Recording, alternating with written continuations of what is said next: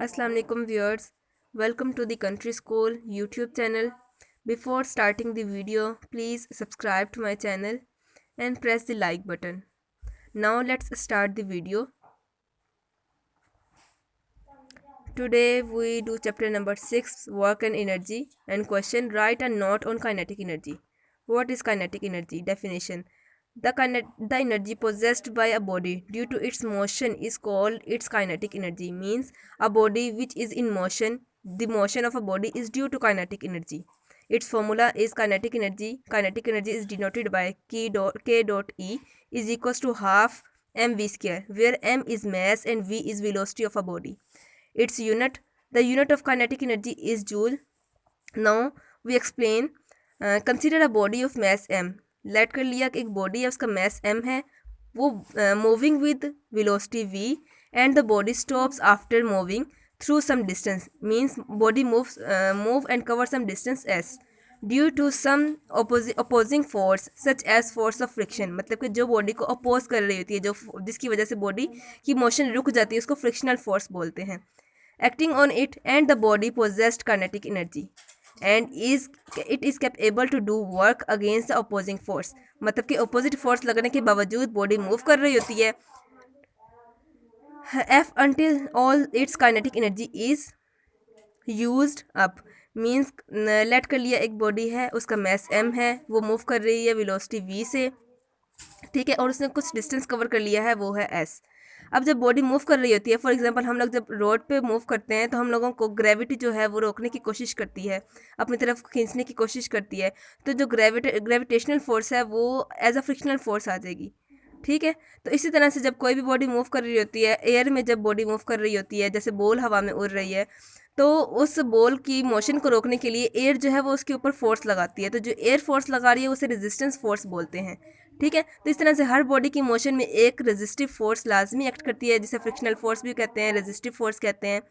तो वो तब तक बॉडी में काइनेटिक एनर्जी रहेगी जब तक वो मोशन में है बॉडी, तो उसके ऊपर काइनेटिक एनर्जी अप्लाई होगी. और उस फोर्स को इन्होंने, जो अपोजिंग फोर्स है, यहाँ पे अपोजिंग फोर्स को रिप्रेजेंट किया है एफ से. जितनी अपोजिंग फोर्स लगेगी उतनी ही काइनेटिक एनर्जी प्रोड्यूस होगी.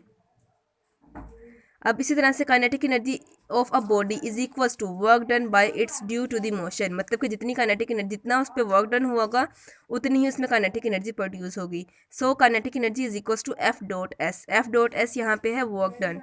नाउ अब इन V I means initial velocity, V I is equals to zero, and V F is equals to V I means V I is equals to V and V F is equals to zero. मतलब कि body जब initial velocity से move कर रही होती है तो उसकी कोई ना कोई वेलोसिटी होती है, लेकिन जब बॉडी रुक जाती है तो उसकी फाइनल वेलोसिटी ज़ीरो हो जाती है. जब बॉडी रुक जाती है तो वो किसी वेलोसिटी से मूव नहीं करती, इस वजह से उसकी final velocity zero.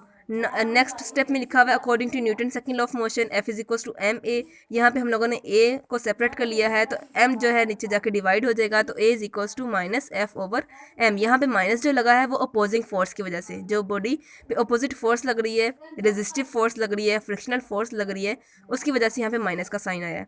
Now according to third equation of motion हम लोग यूज़ करेंगे two A S is equals to V F square minus V I square. Putting values, जो ऊपर वैल्यूज़ हैं वी आई की, वी एफ की और ए की, ये सारी वैल्यूज़ पुट करनी है इस इक्वेशन में. तो two into minus F over M into S is equal आ जाएगा ज़ीरो माइनस वी स्केयर के. ज़ीरो वी एफ की जगह पे ज़ीरो और वी आई की जगह पे वी. तो इस तरह से इनको सिंप्लीफाई करने से minus two S divided by M is equals to तो इस तरह से वैल्यू आ जाएगी two F S over M is equals to minus V square.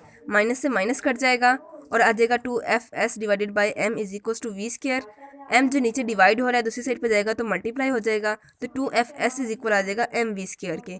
और टू दूसरी साइड पे मल्टीप्लाई है, नेक्स्ट स्टेप में वो नीचे डिवाइड हो गया, तो एफ एस इज इक्वल आ जाएगा हाफ एम वी स्केयर के. अब यहाँ पे जो एफ एस है, मतलब कि वर्क डन का फॉर्मूला जो था एफ डॉट एस, जैसे कि क्वेश्चन नंबर 1 में दिया गया है, F dot S is equal है काइनेटिक एनर्जी के. तो यहाँ से हम लोगों ने वो फॉर्मूला यूज़ किया, तो काइनेटिक एनर्जी एफ एस की जगह पे लिखा two half M square. Next topic है हमारा potential energy. Potential energy definition क्या है? The energy possessed by a body due to its position is known as its potential energy. Kinetic energy था due to motion, and potential energy जो है वो है due to position. मतलब कि जब बॉडी हाइट पे होती है तो उसमें मैक्सिमम पोटेंशियल एनर्जी होती है, और जब बॉडी ग्राउंड पे होती है तो उसमें मैक्सिमम काइनेटिक एनर्जी होती है। हाइट की वजह से वहाँ पे बॉडी जो है वो पोटेंशियल एनर्जी को अपने अंदर स्टोर कर लेती है। अब इसी तरह से इसका फॉर्मूला है potential energy is equals to mgh, और इसका यूनिट है is joule. Work done energy, kinetic energy and potential energy, इन तीनों का यूनिट सेम है, जूल।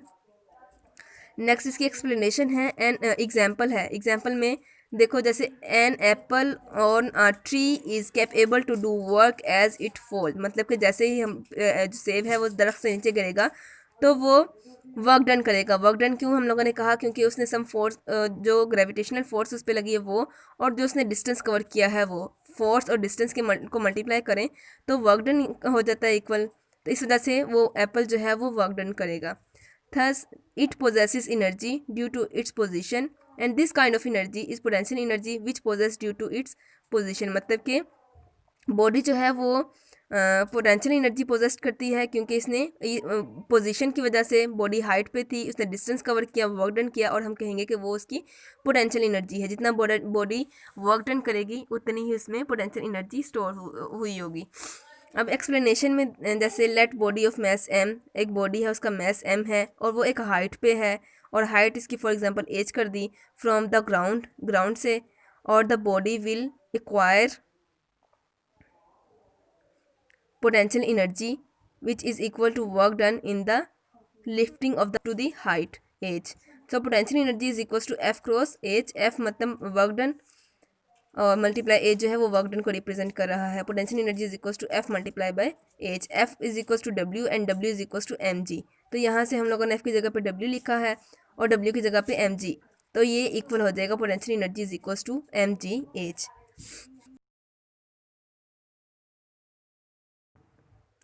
एम जी एच की इक्वल आ जाएगा potential energy.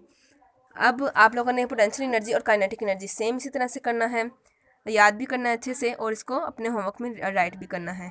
Thank you for watching. Please subscribe to my channel. अल्लाह हाफिज़।